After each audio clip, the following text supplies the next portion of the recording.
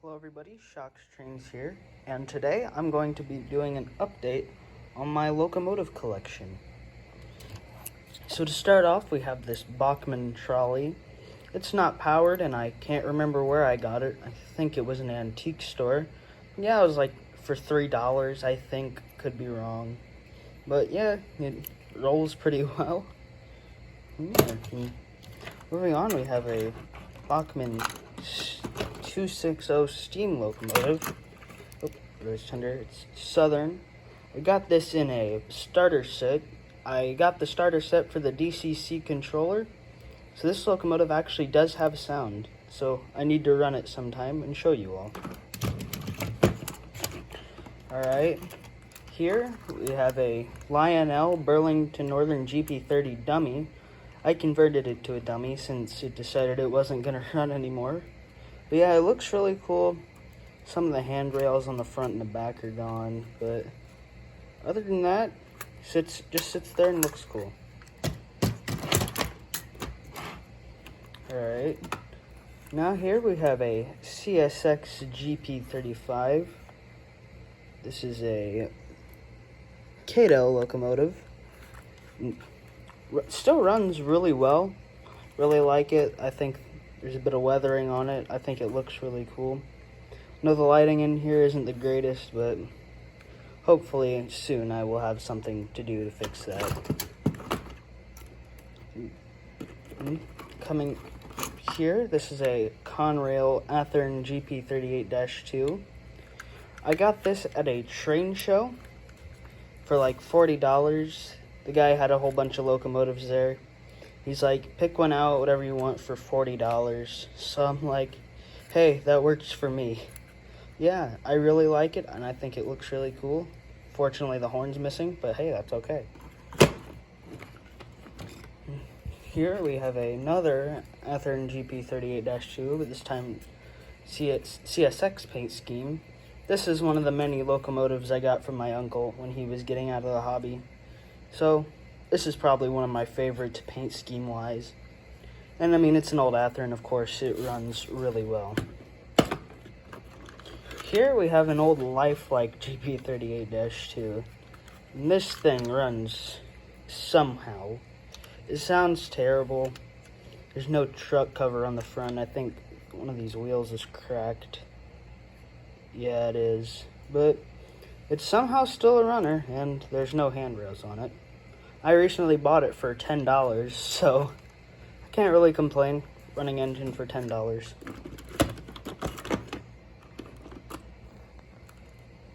In here we have a chassis system GP40-2, I think. This is an Atlas, I believe. Yes, it is. I also got this from my uncle as he was getting out of the hobby. A lot of the locomotives you'll see in here are from my uncle. This is just one of the many. Speaking of locomotives from my uncle, this is also one. It's a Seaboard Coastline SD35. It runs okay. It's an Atlas. It's not the greatest runner. I don't know why my camera is not wanting to focus. There. Yeah, it runs okay. Not the greatest. Another locomotive from my uncle, say Walther's GP15-1. It looks really cool in the dark. It's got like yellow LED headlights. It's got directional lighting. And it just runs really well. Always loved Walther's. And here's one I bought with my money. It's a Norfolk Southern GP15-1. Like I said, another Walther's train line. Runs really good. Yeah. Coming up, here's a Bachmann BNSF SD40-2. This is a DCC locomotive. Unfortunately, it has no sound. But, you know, it looks cool. Sounds terrible on DCC power. But, you know what? I really like it. I think it looks cool. Alright. Another locomotive from my uncle here. This is a Southern SB24, I think. I looked it up Could be wrong. I don't know. I believe this is also an Atlas, but on the trucks, it was like crossed out or something. For some reason, the camera's not focusing again. Oh well. It just looks there to look cool. It runs okay, but I really like the paint scheme on it. Here, it's a MKT SD40-2. This is an Athearn. I bought it at a train show a long time ago. I don't really run it all that often, but it looks cool and all. Handrails are kind of crappy, but what are you gonna do? And here's a Chicago Northwestern SD50. Bought this at a train store down near Indianapolis for $7. And now, take a look at the motor mounts. I thought it was a dummy at first. It has way too much weight to be a dummy.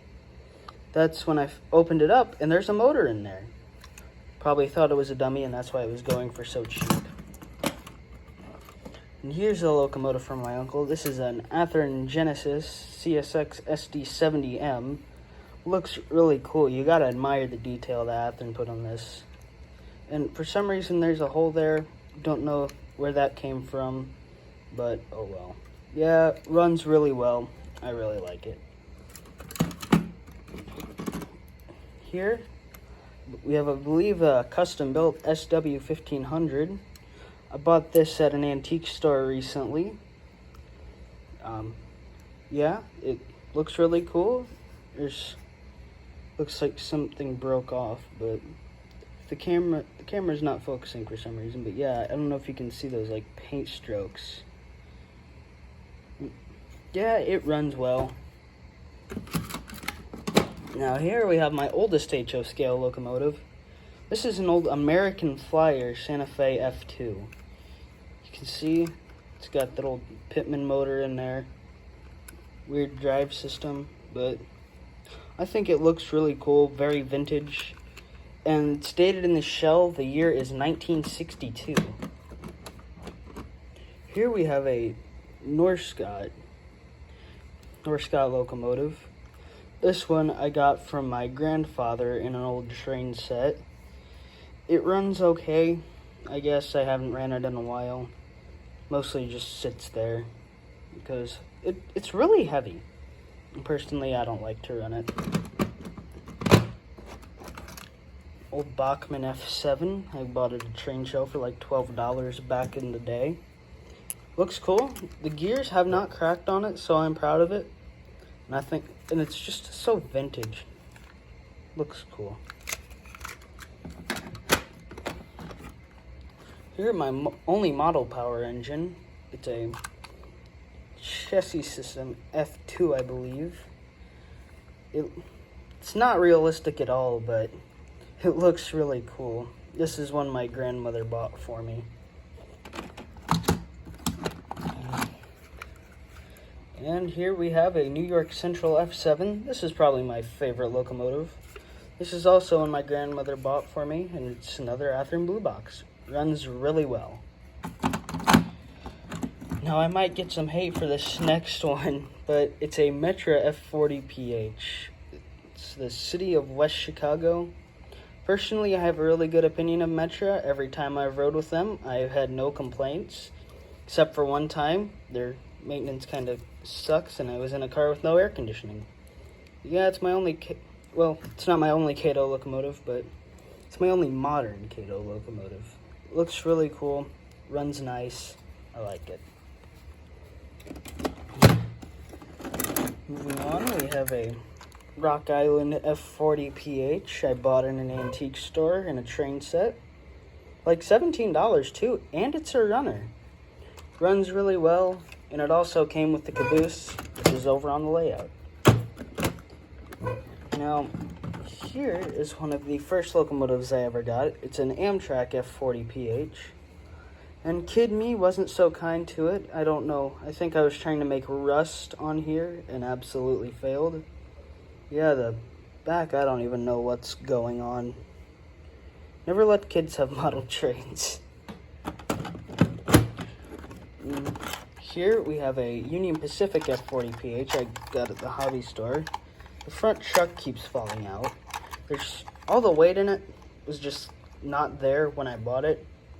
Well, it was there, and then when I opened it up, there was nothing anchoring it down, so it just all fell out. But it runs sometimes when it wants to, but it's my only Union Pacific locomotive, and it kind of looks cool. And here we have a, oh shoot. I wish I had a tripod. Here we have a Pennsylvania River Rossi U25C, I believe. I could be wrong about that. I'm not good with locomotive types, but this is the only River Rossi diesel that I own. I think it's the only River Rossi I own in general. Maybe, I'm not sure. But yeah, it looks really cool. I bought this down in Florida at Zetnik Trains for like $20, so that's a good deal. Coming up next, we have two identical locomotives. They are two Atlas CSX-7s, I believe. This one has no handrails on this side. This one, it's identical to this one, just different road numbers. Same thing on the bottom, same thing on the side. You get the idea. Here we have a Athearn Penn Central U25B, I believe, probably wrong. I just bought this a few days ago, actually, at an antique store. I think it looks really cool. It's the only Penn Central locomotive I own. I personally really like it.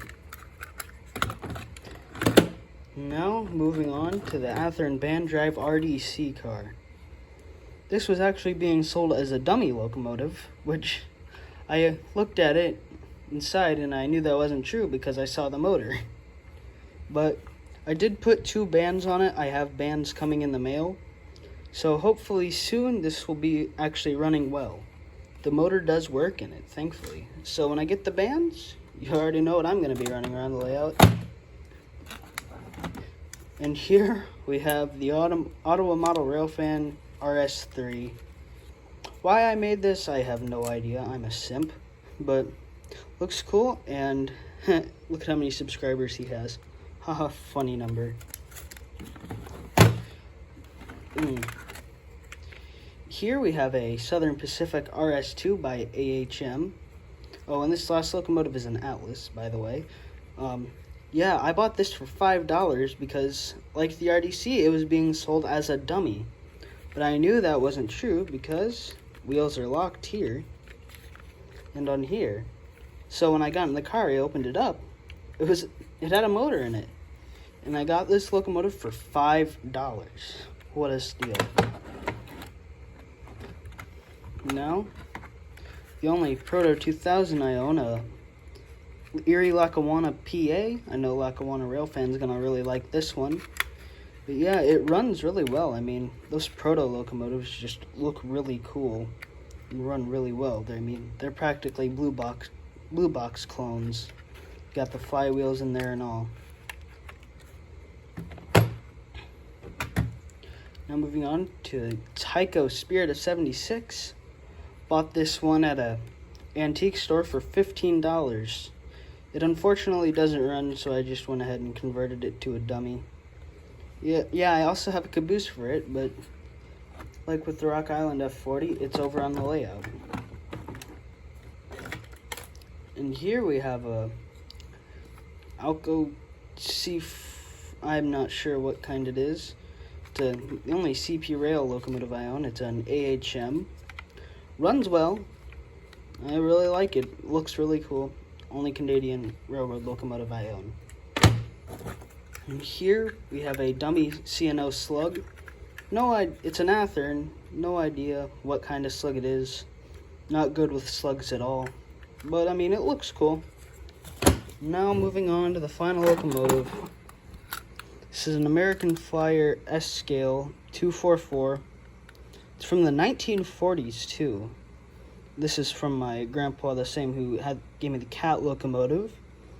And really, I don't have a transformer, unfortunately, but when I do, I'm definitely going to be running this. I have track and all, just need the transformer.